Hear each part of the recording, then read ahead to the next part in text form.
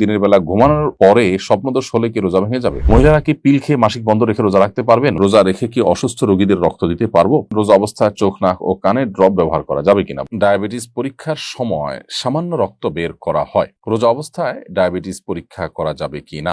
রোজা অবস্থায় ইনসুলিন গ্রহণ করা যাবে কিনা? আমার গ্যাস্ট্রিকের প্রবল সমস্যা রয়েছে, আমি যদি রোজা রাখি তাহলে আমার অসুস্থ হওয়ার সম্ভাবনা রয়েছে। এই অবস্থায় যদি আমি রোজা না রাখি তাহলে কি আমার পাপ হবে? আমার 6 ঘন্টার পর ঔষধ সেবন করতে হয়, আমি কি রোজা রেখে ঔষধ সেবন করতে পারবো? আমি সূচিবায়ু রোগে আক্রান্ত, সবকিছুতেই পবিত্রতা নিয়ে সন্দেহ হয়। মিন্স হলে টয়লেট করার পর কিছু ধরলে কি সেটা নাপাক হয়ে যায়? দিনের বেলা ঘুমানোর পরে স্বপ্নদোষ হলে কি রোজা ভেঙে যাবে? রোজাদার ব্যক্তি দিনের বেলা যদি তিনি ঘুমিয়ে পড়েন এবং দিনের বেলা যদি তার স্বপ্নদোষ হয় তাহলে এর ফলে তার সিয়াম ভঙ্গ হবে না, তার রোজা ভঙ্গ হবে না, কারণ এটা তার হাতে নয়। তবে ইচ্ছাকৃত বীর্যপাত ঘটালে সেটি অবশ্যই রোজা ভঙ্গের কারণ হবে, স্ত্রী সহবাস করলে রোজা ভঙ্গের কারণ হবে, সেটি বলাই বাহুল্য।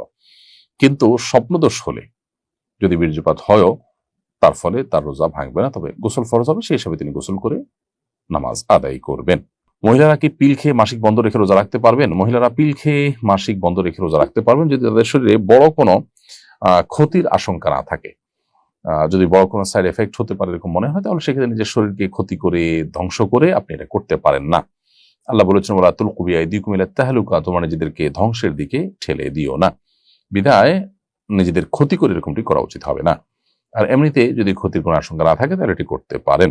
রমজান রোজা রেখে হাত পায়ে নখ কাটা যাবে কিনা? জি ভাই, রমজান রোজা রেখে হাত পায়ে নখ কাটা যাবে, চুল কাটা যাবে, কোনো অসুবিধা নেই। আপনি সরিষার তেল অথবা অন্য কোনো প্রসাধনী, হালাল প্রসাধনী ইত্যাদি মাখতেও পারবেন, কোনো অসুবিধা নেই, এতে রোজা ভঙ্গ হবে না। আতর ব্যবহার করতে পারবেন, মেসওয়াক করতে পারবেন, এর ফলে রোজা ভঙ্গ হবে না। রোজা রেখে কি অসুস্থ রোগীদের রক্ত দিতে পারবো? আমি এবং আমার টিম বিনামূল্যে ব্লাড ডোনেট করি। উত্তরটা জানতে চাচ্ছি। প্রিয় আরিফুল ইসলাম, আপনি আপনার টিম মানুষকে বিনামূল্যে যে রক্ত দিয়ে থাকেন সেটা অবশ্যই একটি ভালো কাজ, এবং রোজা রেখে যদি রক্ত দিলে আপনি অসুস্থ হয়ে রোজা রাখা কঠিন হয়ে যেতে পারে এরকম কোনো আশঙ্কা না থাকে তাহলে সেক্ষেত্রে আপনি রোজা রেখে রক্ত দিতে পারেন, কোনো অসুবিধা নেই।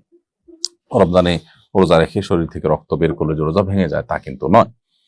মূলত শরীরে কোনো কিছু প্রবেশ করলে যেটা আমাদের খাদ্য বা আপনার পানীয়ের কাজ দেয়, যেটা আমাদের শরীরে এনার্জি সৃষ্টি করে, অর্থাৎ ক্ষুধা নিবারণ, পিপাসা নিবারণের কাজ দেয়, সেরকম কিছু যদি শরীরে প্রবেশ করে তাহলে সেটা রোজা ভঙ্গের কারণ হয়। এখানে তো শরীর থেকে বের হয়েছে, এটা যদি স্বাভাবিক হয় যে এক ব্যাগ রক্ত আপনি দিলেন, এর ফলে আপনার রোজা ভাঙতে হবে সেরকম পর্যায়ে আপনি চলে যেতে পারেন, এরকম আশঙ্কা যদি না থাকে ইনশাআল্লাহ আপনি রক্ত দিতে পারেন।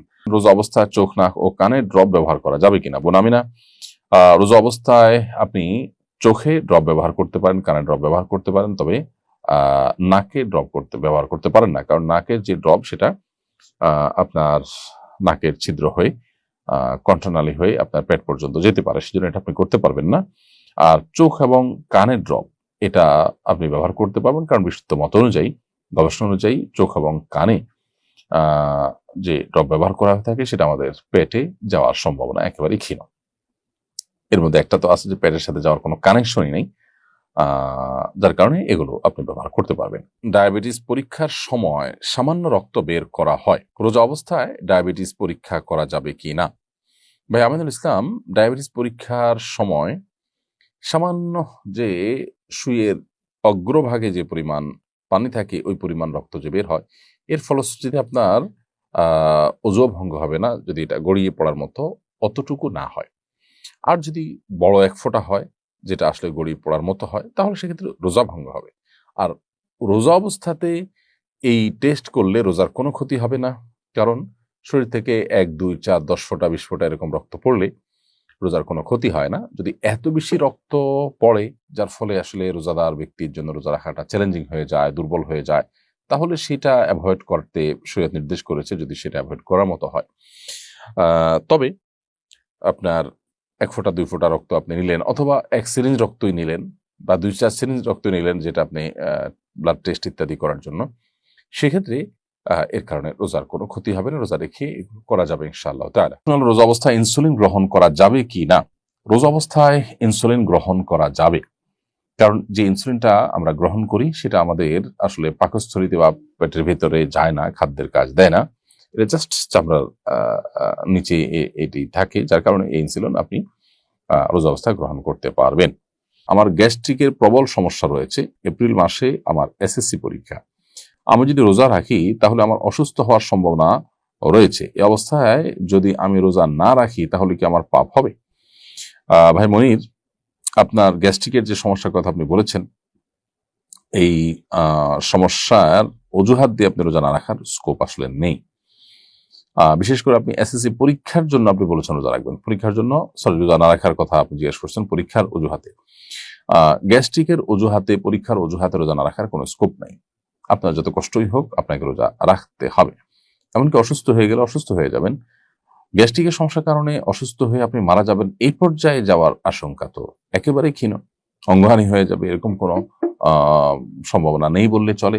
এই জন্য কোনো অবস্থাতেই আপনি এই অজুহাতে রোজা না রাখার স্কোপ নাই। এটা ইসলামের গুরুত্বপূর্ণ একটা ফরজ, অন্যতম একটা রোকন বা স্তম্ভ, বিধায় ঠুনকো অজুহাতে এটা পরিহার করবার কোনো স্কোপ নাই। আমার 6 ঘন্টার পর ঔষধ সেবন করতে হয়, আমি কি রোজা রেখে ঔষধ সেবন করতে পারবো? ভাই, আপনি কোনো ধার্মিক ডাক্তারের শরণাপন্ন হবেন, যে ওষুধটা আপনার 6 ঘন্টা পর সেবন করতে হয় সেটা আপনি 12 বা 14 ঘন্টা পর সেবন করার অপশন থাকার কথা, ডোজ বাড়িয়ে দিয়ে বা অন্য কোনো উপায়ে আপনি অবশ্যই রোজা রাখার চেষ্টা করতে হবে। যদি আল্লাহ না করুক এমন কোনো অসুবিধা হয় যে আপনি ওষুধ না নিলে মারা যেতে পারেন, এই লেভেলের যদি অসুস্থতা হয় তাহলে সেক্ষেত্রে ভিন্ন কথা, কিন্তু সেই লেভেলের সম্ভাবনা তো খুবই কম থাকে, সে ধরনের রোগী তো খুব কম থাকে। সো 6 ঘন্টা পর যে ওষুধ নিতে হয় সেটার প্রয়োজনীয় ডোজ আপনি বাড়াবার জন্য ধার্মিক অভিজ্ঞ ডাক্তারের কাছে যাবেন, যিনি রোজার গুরুত্ব বুঝেন। তিনি ইনশাল্লাহ আশা করে যে আপনাকে একটি ভালো সুরাহা দিতে পারবেন। আমি সূচিবায়ু রোগে আক্রান্ত, সবকিছুতেই পবিত্রতা নিয়ে সন্দেহ হয়, এ নিয়ে আমার স্বামীর সাথে আমার ঝগড়া লেগেই থাকে। আমার প্রশ্ন হলো, মিন্স হলে টয়লেট করার পর কিছু ধরলে কি সেটা নাপাক হয়ে যায়? বোন রুলিয়া রহমান, আপনার প্রশ্নের উত্তরে আমি বলতে চাই যে মাসিক হলে আপনি টয়লেট করার পর যখন হাত ধুয়ে পরিষ্কার হয়ে বের হয়েছেন, কোনো কিছু ধরলে সেটা নাপাক হয় না। এই যে অতি সন্দেহ প্রবণতা, এটা আমাদের অনেকেরই এক ধরনের মানসিক রোগ। এই মানসিক রোগের কারণে আমাদের বাসা বাড়িতে পরিবারের সদস্যরা, আশপাশের লোকজন তারা কষ্ট পায়।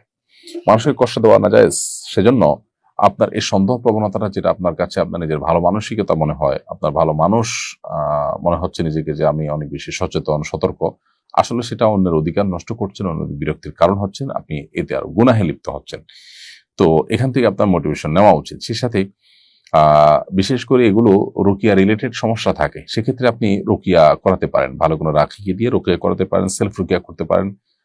ওয়াসওয়াসার রুকিয়া লিখে সার্চ দিলে আপনি হয়তো অনেক অ্যাডভাইস পেয়ে যাবেন। সে আলোকে আপনি যদি ঝাড়ফুঁক করেন, আশা করে যে আপনি সুস্থ হবেন। সেই সাথে আপনি কোনো এই জন্য কাউন্সিলর দিয়ে কাউন্সিলিং করতে পারেন।